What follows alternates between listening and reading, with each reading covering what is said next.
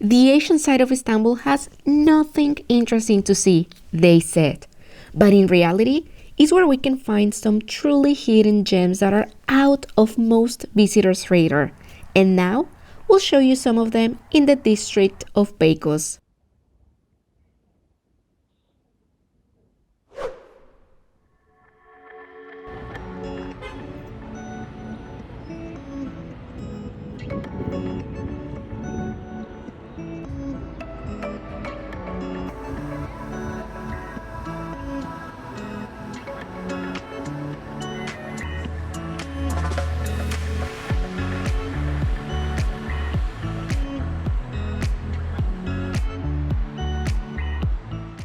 But before we started exploring this area, we wanted to grab something to eat, and that is a good Turkish breakfast. And for that, around the stream, you're gonna find many little restaurants where you can have a nice breakfast and with beautiful views.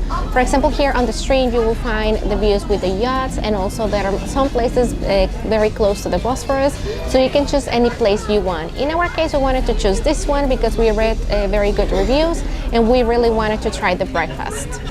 So the breakfast is more than an offer to people. To be honest, I think this is the perfect amount of food because sometimes just the breakfast is so big that a lot of the food goes to waste. So in my case, I don't really like that, and I think this is a perfect amount. The flavor is really good, and as I said, you have also very nice views, which is a big plus. So if you want, you can come to this place.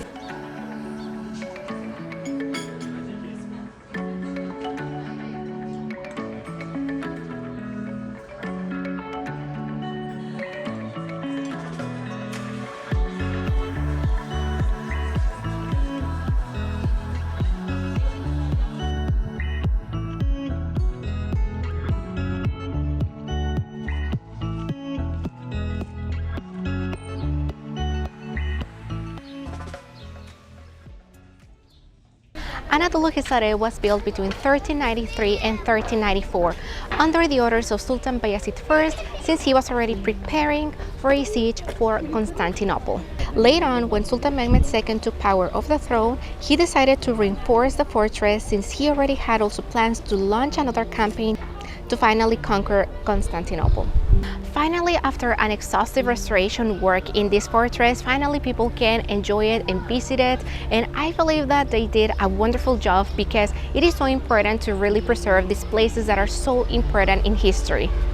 After the conquest of Constantinople, this fortress served as a prison, but many centuries later it was way too neglected that it was almost in ruins.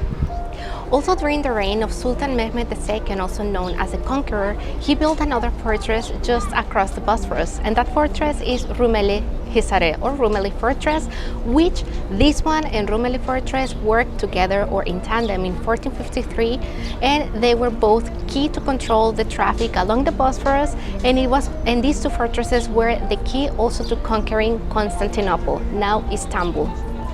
Also make sure to come all the way to one of the towers because the views are outstanding. Here we can have the second Bosphorus bridge, of course the Bosphorus strait, and the European side of the city. And by the way, I didn't tell you this, but this fortress is built in the narrowest point of the Bosphorus strait.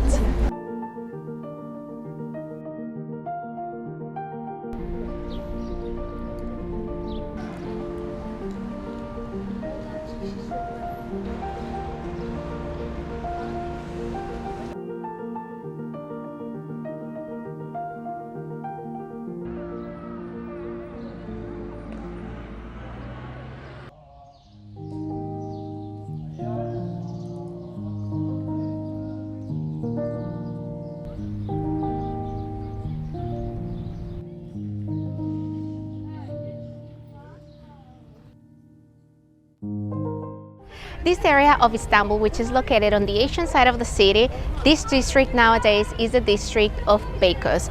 And this one back in the Ottoman times, it was very important and many sultans were fond of this place. They even call it like the Imperial Park and the Imperial Gardens.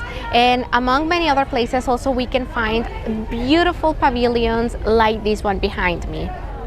In the case of one of the sultans, like Sultan Murad IV, who was son of Kusem Sultan and Sultan Ahmed, he was very fond of this place that he even called it as Silver Cyprus.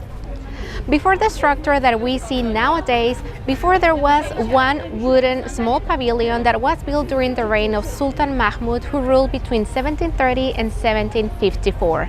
Later on, and due to the influence of the Western architecture in Turkish architecture, Sultan Abdülmecid, who was ruling back in the days, he ordered to demolish the first wooden pavilion that used to be here and instead ordered another one, stone one, to be built. And he tried to follow the same pattern and style as Dolmabahce Palace. This pavilion was finished in 1857. These pavilions, or tiny palaces, were built for the Ottoman sultans and the dynasty for excursions and hunting. Even inside, you cannot really find any bedrooms because these places weren't meant for people to be staying. They were just merely for hunting and for spending some enjoyable time. After visiting the pavilion, also if you want to take a rest and also take some soft drinks or even eat something, also you can find just outside one restaurant, which is part also of the pavilion, and also you can have beautiful views of the Bosphorus. We were lucky enough to find one table just next to the Bosphorus, and the views are so beautiful. And in my case, I just ordered like this hibiscus cocktail, something like that. It's non-alcoholic, but this is so refreshing because right now the weather is a bit hot, so you should come here.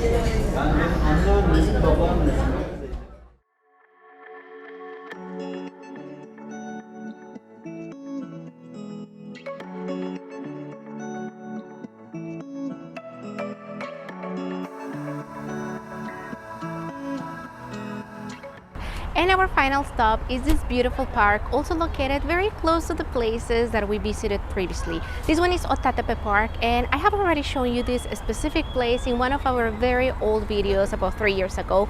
But also we wanted to tell you that if you're visiting these other places, you should also consider this one because it's already quite close, so you can easily include it.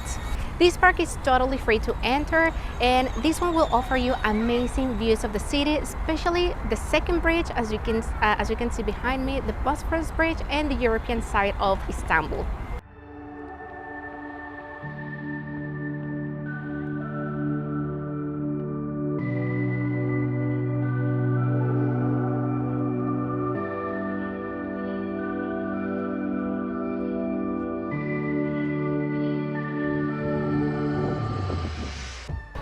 So this was our little tour where we're discovering a little bit of what Beykoz district has to offer. There are plenty of other places, but in this video we're just focusing in this area of the district. If you enjoyed the video, please don't forget to give it a thumbs up and subscribe to our channel. See you next time. Bye bye.